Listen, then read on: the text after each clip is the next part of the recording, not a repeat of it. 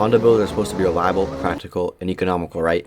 Well, tell that to the absolute mad scientists who've taken Honda platforms and turned them into physics-defying monsters. Today we're diving into the most insane, well-documented Honda builds in history.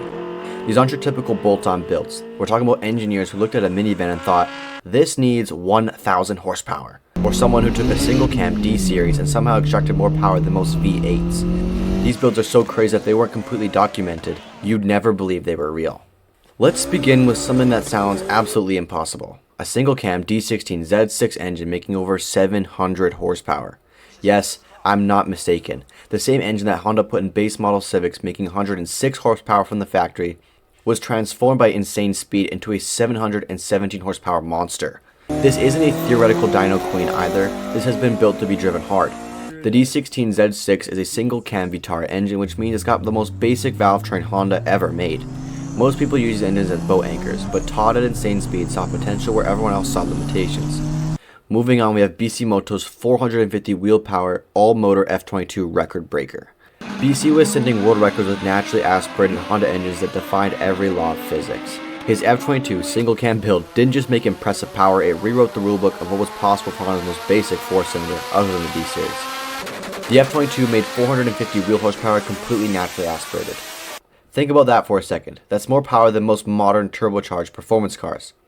And it's coming from a 2.2 liter single cam engine that Honda designed for Accords and Preludes. No turbo, no nitrous, just pure engine building. It was what this car accomplished at the drag strip. We're talking about a 9.2 quarter-mile time, making it the first front-wheel drive, naturally aspirated car to break into the 9s. It was also the first front-wheel drive all-motor car to break 150 miles per hour in the quarter-mile. The engineering that went into this build was absolutely revolutionary, with Bisimoto developing custom camshafts, exhaust manifolds, and tuning strategies that extracted every possible horsepower from this platform. It's mind-blowing to me. The fact that competitors accused them of cheating tells you everything you need to know about how impossible this seemed at the time. This wasn't the typical backyard experiment that we see with a lot of Hondas. This was legitimate engineering that pushed the boundaries of what naturally aspirated Honda engines could accomplish. Now moving forward, we got something a little more modern. The 10th gen Civic Si came from the factory with a 1.5 liter turbocharged engine making around 200 horsepower. Most people would consider that adequate for a sport compact car, but every Honda enthusiast knows that's never enough. MA Performance looked at that number and said, what if we doubled it? Their world record 10th gen Civic Si makes 515 wheel horsepower and 379 foot-pounds of torque from that tiny 1.5 liter. When you think about the dimensions of this engine, that's an absolutely insane output. We're talking about over 340 horsepower per liter, which puts it in the same league as top-tier Formula 1 engines. The L15 turbo engine in the Civic Si was never designed to handle this kind of power. The fact that MA Performance managed to extract over 500 horsepower while keeping the engine reliable enough to actually drive is pure engineering genius. This required everything from upgraded internals to completely custom turbo setups and engine management. What makes this build so impressive is the fact that they put so much money into this, and even when everyone probably said, this is not going to work, you shouldn't even bother with this car, they still went through and actually came out with something that's super impressive and is super crazy. You can only imagine that the power delivery on this car is absolutely violent. The dyno videos showed torque curves that looked more like a light switch than a gradual ramp up.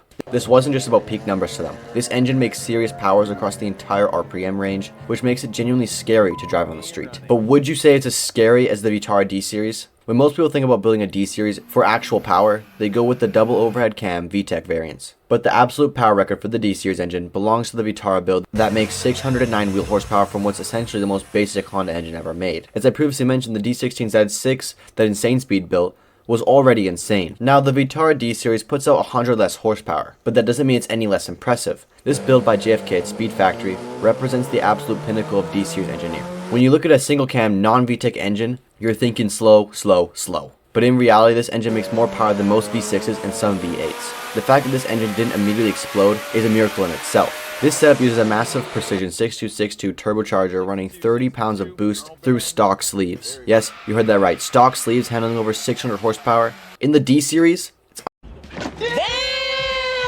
unheard of. The engineering required to make this work involves every aspect of the engine, from the fueling system to the engine management to the supporting mods. What makes this build even more interesting is that it's based on the Z6 head and the Wyatt block, literally the cheapest Honda engine parts you can buy. This isn't an exotic VTEC setup with titanium everything. This is taking Honda's most basic, bummy, slow, POS, engine and putting it into levels that would make exotic car manufacturers jealous. And obviously, when it's on a front-wheel drive Civic chassis, it's not going to be the fastest in the world.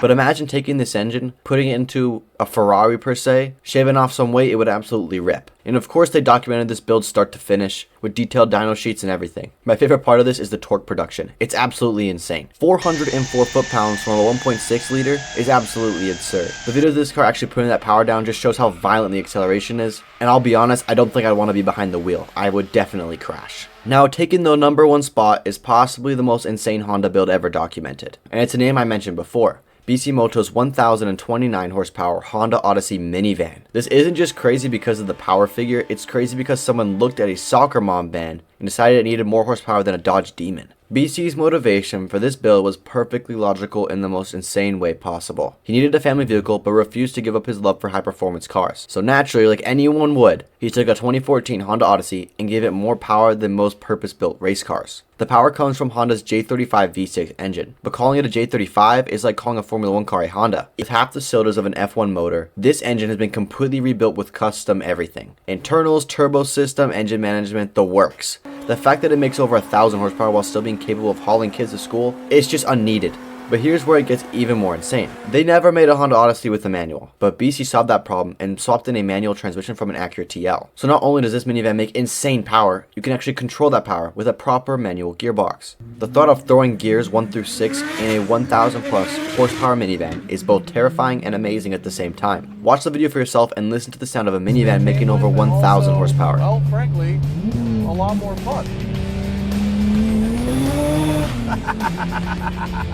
What makes this build legendary isn't just the power figure, it's the fact that it's still a functional minivan. This thing can legitimately be used for family duties while simultaneously being capable of embarrassing supercars at red lights with the kids in the back.